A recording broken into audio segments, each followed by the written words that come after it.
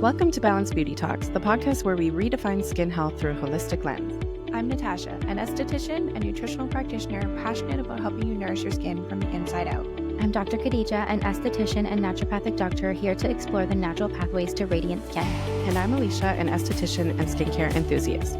Together, we're diving deep into the world of aesthetics, merging modern treatments with internal wellness, so you can achieve long-lasting results without compromising your health.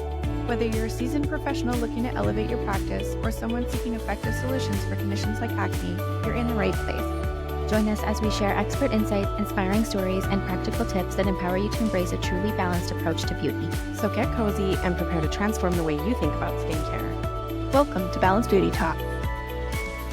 Please note that the information provided in this podcast is intended for educational and informational purposes only. It is not a substitute for professional medical advice, diagnosis, or treatment. Always seek the advice of your physician or other qualified health provider with any questions you may have regarding a medical condition. Never disregard professional medical advice or delay in seeking it because of something you heard on this podcast. Your health and well-being are important, and we encourage you to make informed decisions. Welcome back to Balanced Beauty Talks, where we dive deep into all things skin health inside and out. In our last episode, we explored the internal factors that shape our skin, from diet and gut health to stress and hydration. Today, we're shifting focus to the external factors that can impact our skin, like skincare products we use, environmental influences, and lifestyle habits. Taking care of your skin isn't just about what you put on your face. It's about understanding how the outside world affects it and how you can protect and nourish it every day. In this episode, we'll break down how these external factors influence skin health and share some practical tips to keep your skin glowing and healthy. Let's dive in. Awesome. Okay, why don't we start with thinking about what the most common external factors are that can affect your skin? Do you want me to go first? Yeah, go for it.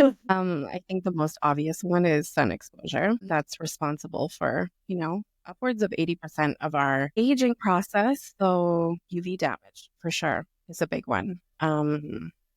Pollution, climate in general. Yeah. Like humidity and dryness, depending on where you're at. If you live here, dryness. Yeah. So dry. Yeah.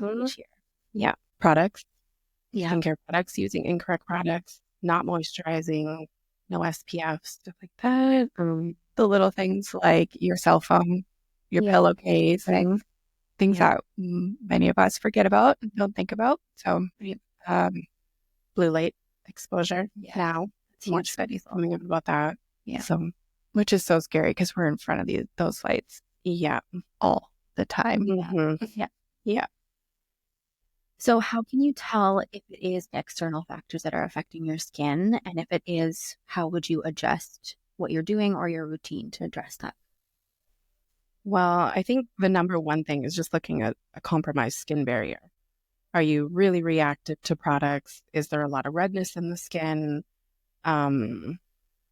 Peeling, flaking, irritation. I think barrier of the skin is kind of a dead giveaway in all skin types, for sure.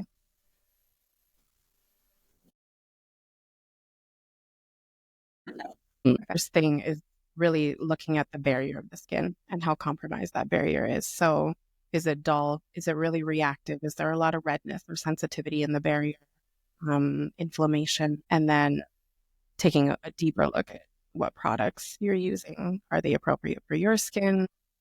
Other little signs like texture can sometimes be a sign of over-exfoliation. So that's more of an external issue. Really superficial acne, even eczema. Yeah. Rosacea. Dermatitis is a big one. Just like perioral dermatitis that we've seen, it's obviously internal and external, but I think it's a big one. Yeah, for sure. Yeah, and I think we're talking external, but all these things are exacerbated internally as well. So if we're dealing with any sort of inflammatory condition, we definitely still want to look at both, but highly triggered and easy to. Yeah, it's hard to have one conversation without the other. Yeah, I think because I think naturally we're always going to circle back to also like focus on the internal and the external. But I think barrier, inflammation. Yeah, I don't know, do you have anything? No, but I was going to ask, like with perioral dermatitis, that's a super common one. Mm-hmm. So how do you differentiate that from acne, for example? How does someone know if they have perioral dermatitis? Typically, it's always around the mouth and nose, hence perioral, and it can actually make its way up to around the eyes.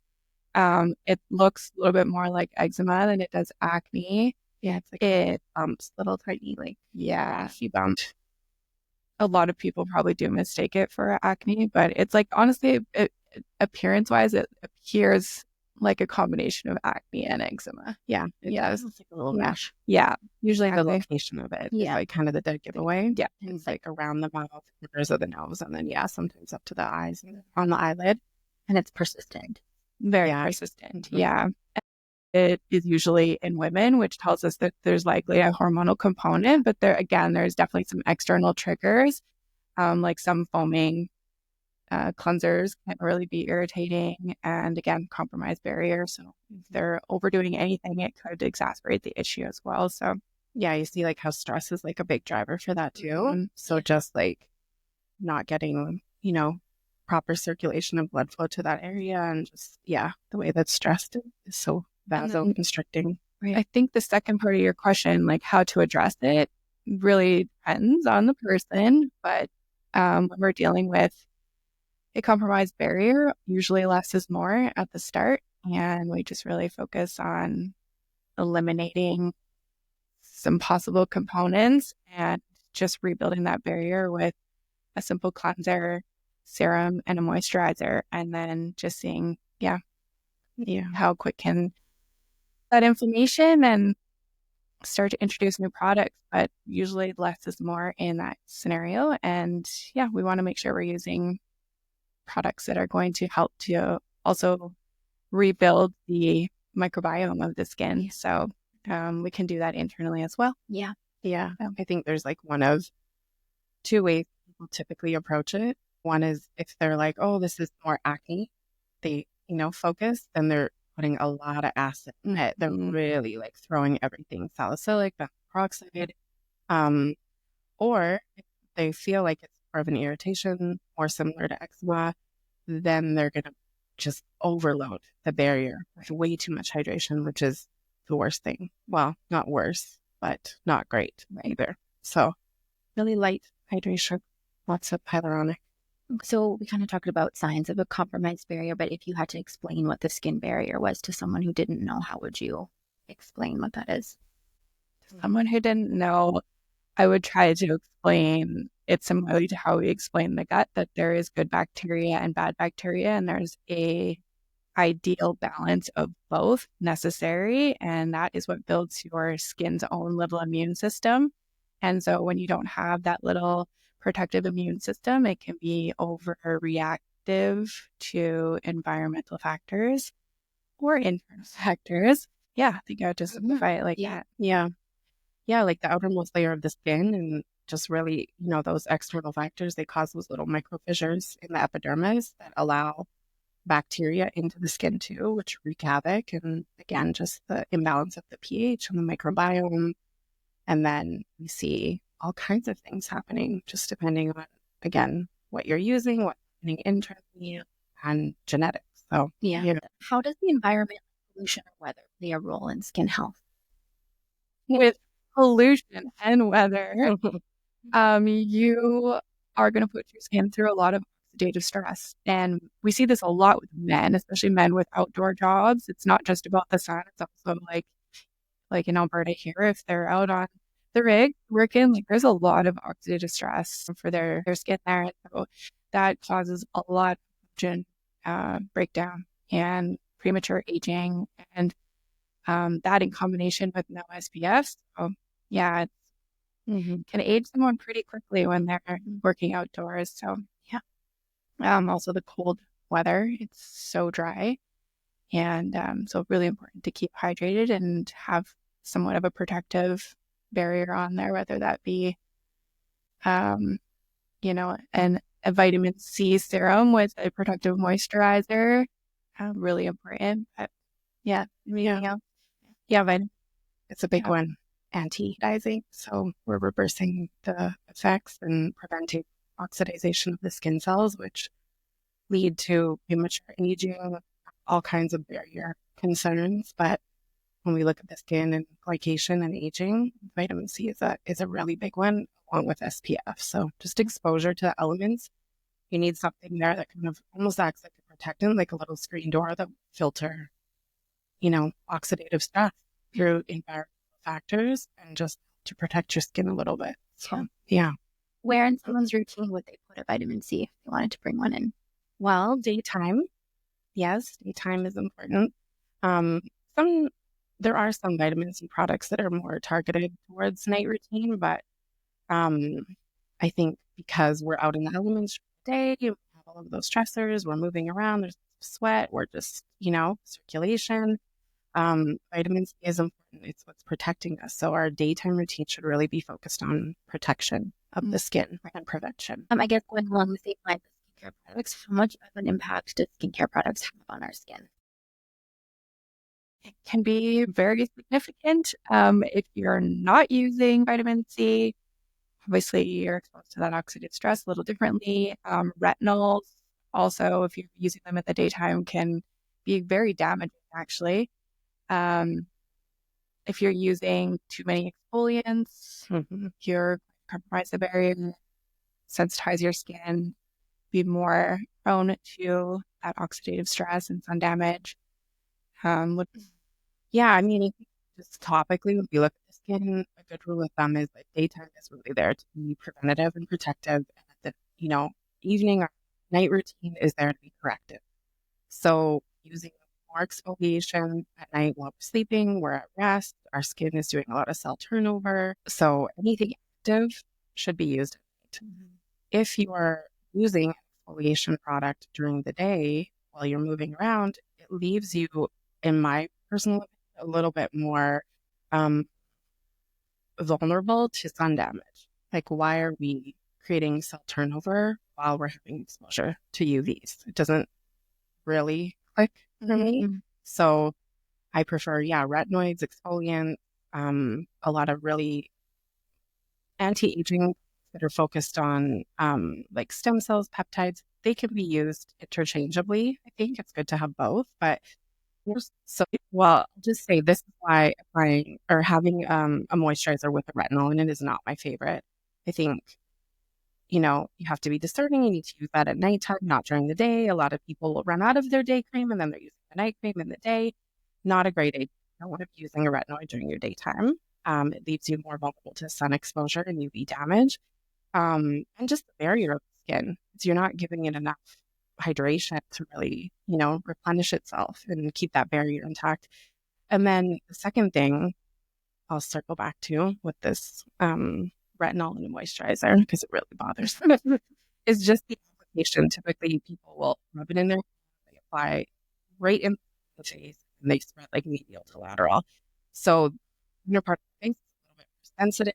Like looking at retinol there, I think a really careful application of retinol is sometimes your skin tolerating it, is the way also people that are a little with their application of retinol too close to the eye area. Now their eyebrows are peeling, or they're going to get a wax and they're removing skin and super sensitive, or it's like pooling on the side of the nose, and now they have all of this like irritation in the corner of the nose, and their tolerance is like just not there. They've kind of destroyed the barrier because product will tend to pool right in there. So I think, using retinoids moisturizer, not the best. Just apply it separately. You don't need to apply it every day. I know that's a controversial opinion, but you don't. Especially in this climate. So I think too much of a good thing, and I don't know. And on the retinol too, especially when it's a moisturizer that they're using daily or night and morning, because it's causing that cell turnover and all that dead skin to come to the surface, they think their skin is dry, but there's like not enough exfoliation to keep up with the amount of turnover that they're creating with overdoing retinol. So it's really just a lack of exfoliation, but instead they're kind of gluing down the dead skin cells with more moisture, and there's no exfoliation. So just for the barrier skin in general in this climate, it's hard to tolerate a retinol daily. It's a lot. It's vitamin E is to the skin. It's fantastic. It's like gold standard for anti-aging. We love retinol, so definitely would say that. We do love retinol, but in the proper context. Yeah. How does sun exposure affect our skin, and why is it so important to protect our skin from UV rays?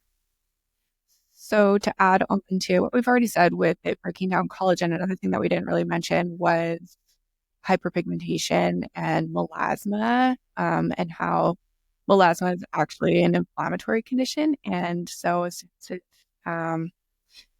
gets that sun exposure, or not even sun exposure, heat in general and humidity, it will exacerbate it as well. So, and again, that's more of a female dominant condition. So definitely some internal hormonal component.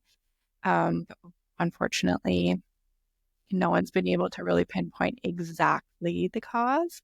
But yeah, I think the sun exposure is a huge, huge contributor to melasma. Yeah. Anti-aging, inflammation, oxidative stress from exposure to UV rays. So rapidly breaking down our collagen and elastin, which we're trying to reverse that. We don't want to age faster. So that's a big one. Say the collagen breakdown. And then, we have to kind of touch on things or two and just. Yeah. What would you say are some basic things people could look for if you're looking for a sunscreen? Zinc content base, so more mineral, physical versus a chemical sunscreen. Which do you guys want to touch on why chemical sunscreens are not our favorite? Yeah. But it's actually a reaction in the skin when you're using a chemical sunscreen that's protecting your skin. So the zinc will act as an actual shield. So you're getting actually no exposure in your skin of that sunlight. But when you're using a chemical, the chemical sunscreen actually, it absorbs the UV. It absorbs it, and then it causes the reaction to help the protection. Yeah, exactly. So it's just very different. And I think creating a shield that also has the ability to help with inflammation and acne, being zinc, why you kill two birds with one stone. Yeah. And then there's like the endocrine disruptors in sunscreen. So, yeah. Can something as simple as not washing your face properly lead to skin problems like acne or irritation?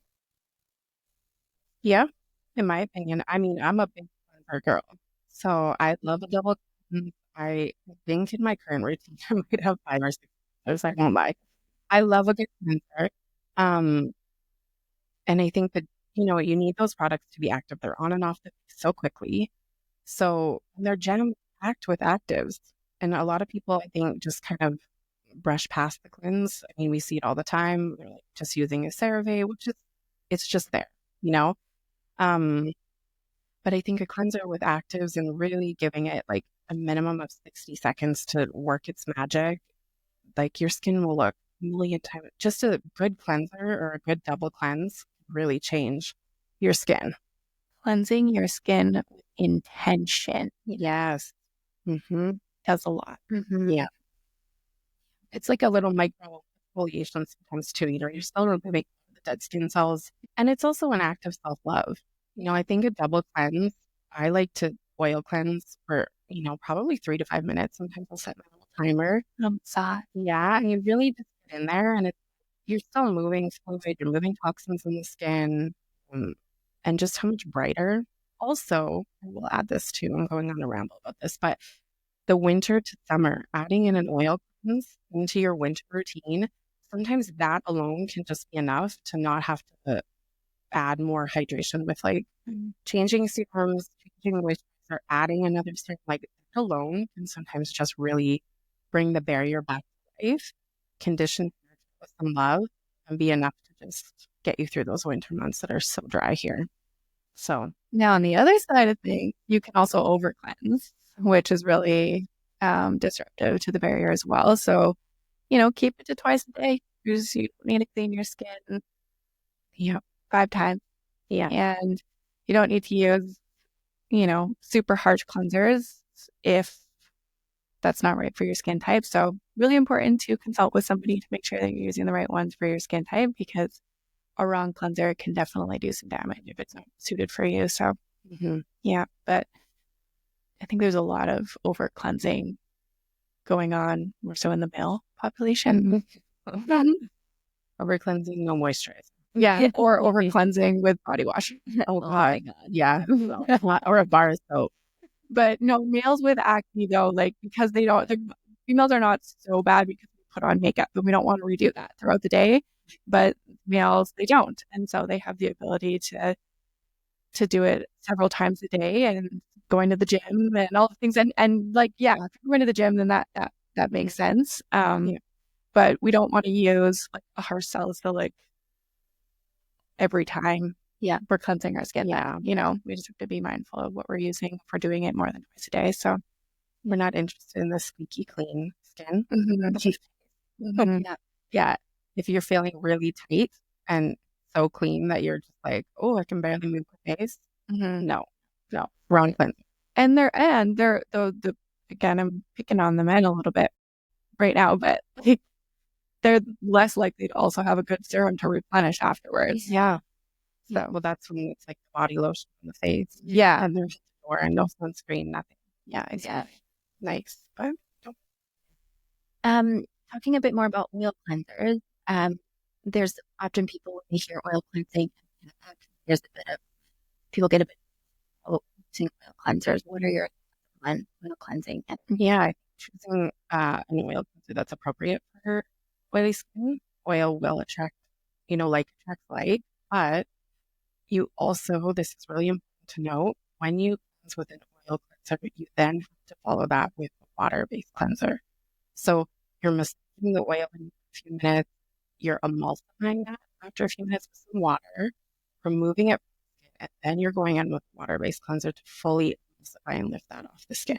Right? Yeah, oil is still occlusive, so it's going to create a bit of like a barrier on the skin. So if you're not using a cleanser post-oil cleanse, your serums aren't doing much. Moisturizers have a hard time to penetrate. It's going to take. So everything is sitting on the surface of the skin. Right. Yeah. And I guess also type of oil. Yeah. Huge. Yeah. There's certain oils that are more similar to your skin natural oil versus the heavier ones that sometimes people use. And that causes. Yeah. Yeah, you definitely you can do a combination of oils. But I've seen people use just castor oil on their face filter and like Very thick. Yeah. And that over time might compromise the barrier. Yeah. How can changes in your skincare routine, like switching products or overdoing it with exfoliation, lead to skin problems? Wow. I mean, I think it's just really important to, oh man, this is such a loaded question, but yeah, TikTok, Instagram, so great, but also so bad if you're sometimes taking advice for probably a lot of things, but skincare in general, or your sister uses it, your best friend uses it, your mom uses it. You and your sister can have very different skin, and chances are you probably do. So I think it's really important to see a professional and just really understand your unique skin, your goals, your needs, where your skin is currently at, and have just a really good understanding of the actives and the ingredients that you should be looking for in skincare. Because even if you're buying products from Sephora online, it's still an investment over time. Like Sephora products aren't cheap. In fact, some of our products are less expensive than Sephora products. So using grade actives, using products that are really targeted to your skin, I think is extremely important, because that's when you get really frustrated, especially when we can circle back to things like retinol and how to use that and learning how to do that on the internet. I think we've probably all come across so many patients that come in and they're like, I can't use retinol. It just doesn't work for me. Or so many products, like from the ordinary, because they're using so many actives and they're really targeting those actives and they're very affordable. It can be as simple as the formulation or the delivery of those actives. So that zinc or that niacinamide did not work well for you. It probably has more to do with the formulation and the quality of that product, or how you're using it versus the actual active. But they kind of red flag it as like, oh, I can use X, Y, and Z. But I mean, we carry 2 professional product lines, and the actives that on paper can look very similar like let's just say salicylic acid, right? Those formulations of those two products are extremely different. And some of our clients will really lean and love one, while others will like another. So you can see why just looking at a list of actives it's not really an representation of like how that's going to, with your skin. So yeah, that's so true. Yeah. I don't really know if I have anything to add to that. I guess along the same lines, just what are the biggest differences between professional grade products and the products you're getting in drugstores? So why is there a benefit to one over the other?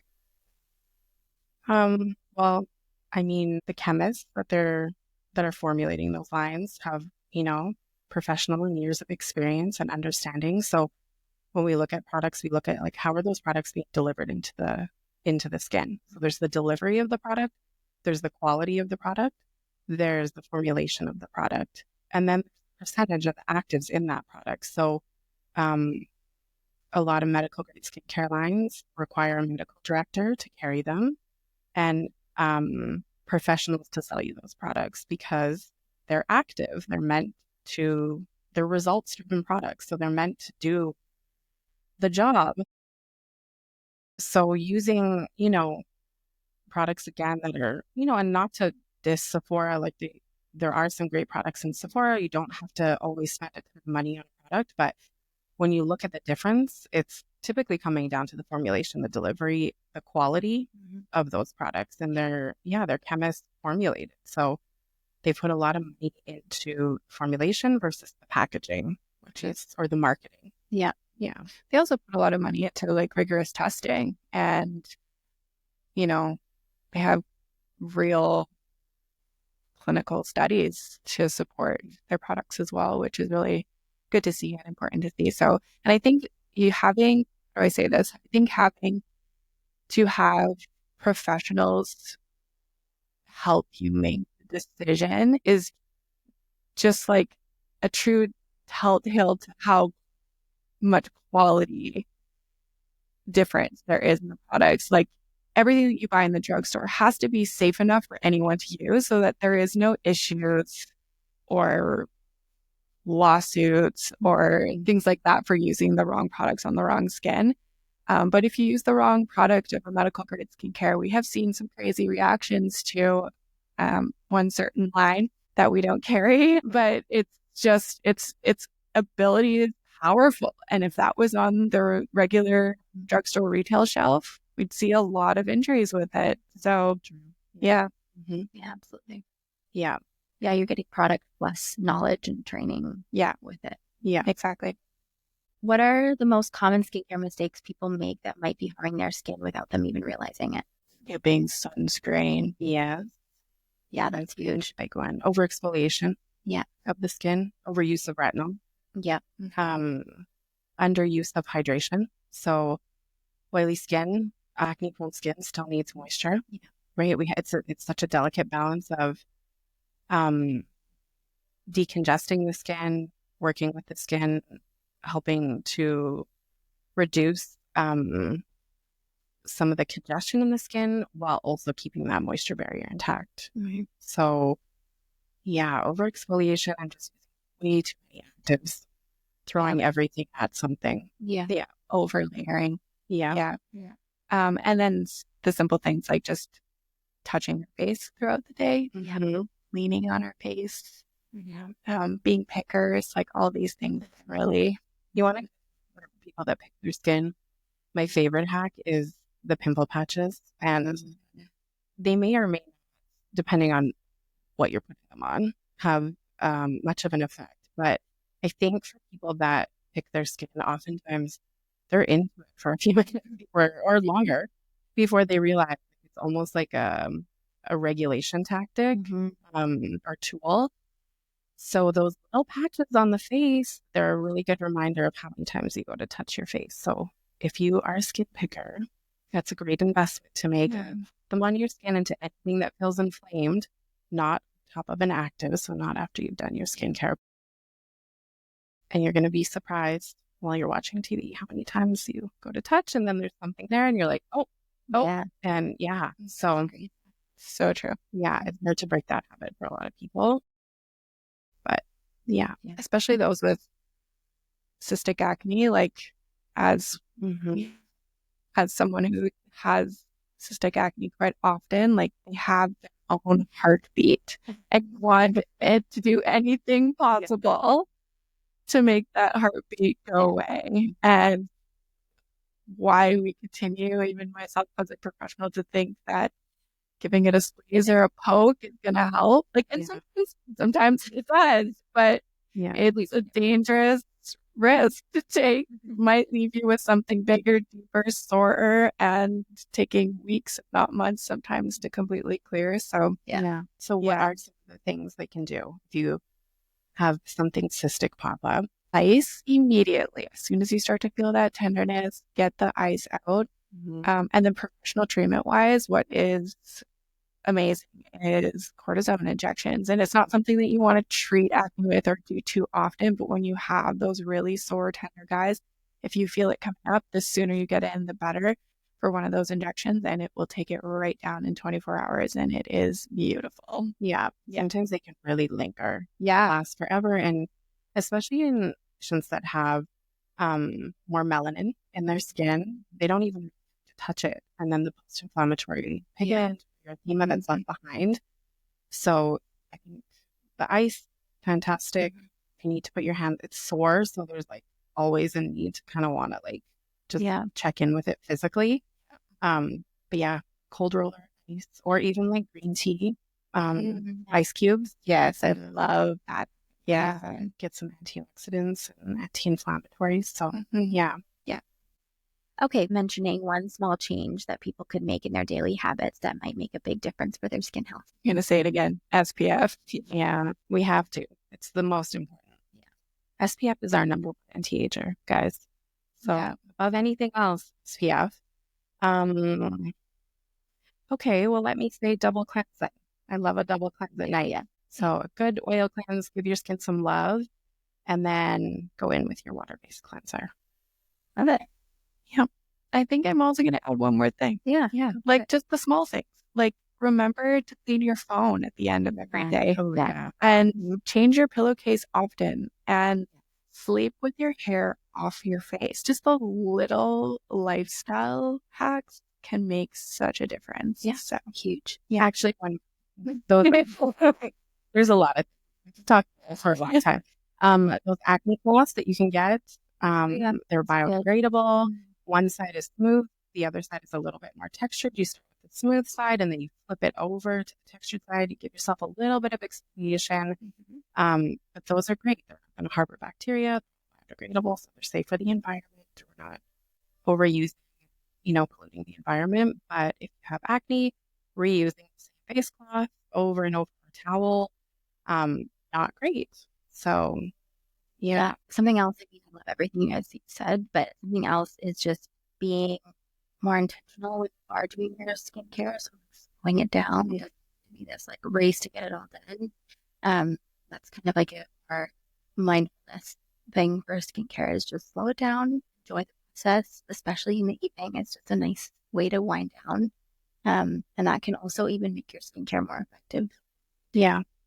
Yeah, that's a good point. I feel like there's a lot of times where I leave the cleansing of the face until I'm so tired and ready for bed that I'll rush through it. Like, why didn't I do it 3 hours ago? And just enjoy my evening and like do it really slowly and intentionally. So actually, that's sorry to interrupt you. If you are someone who sometimes sleeps in your makeup and forgets to wash your face, then you do it as soon as you get home. Yeah, there's no rules. You can do your skincare when you get from work. You don't have to wait before bed. If you're falling asleep on the couch, in front of on your phone, then you need to do your skincare when you come home. Do it earlier. Get it out of the way. And it also gives your skin more time when you're using retinol, for example, or acne. It gives your skin some more time with that before you're hitting the pillowcase. Or Nia and I started a new little, tradition, nighttime routine. We have face washing time together. We have little headbands. We put them on and we like do our skincare together. So, I love that. It's really cute. We're like, the face wash time. She's like, so we'll do it together. Yeah, it's cute. Funny you mentioned that. My son, who's 3, he asked this morning if he could cleanse his face with my cleanser. He really wanted to do it. So, yeah, I guess we can start educating early. It's a little Yeah. Okay, so we'll leave it there for today. We just recently launched our Instagram page for Balanced Beauty Talk, so go follow us there at Balanced Beauty Talk. and what we're going to do is we're going to be posting little question boxes for you guys to leave any questions you might have, and we will make sure we answer them in the next few episodes. We're also going to be posting this on YouTube, Yes. so you can put any questions and comments in there as well. My dream has come true. We're YouTubers. Yay! Thanks, everybody. See you next time.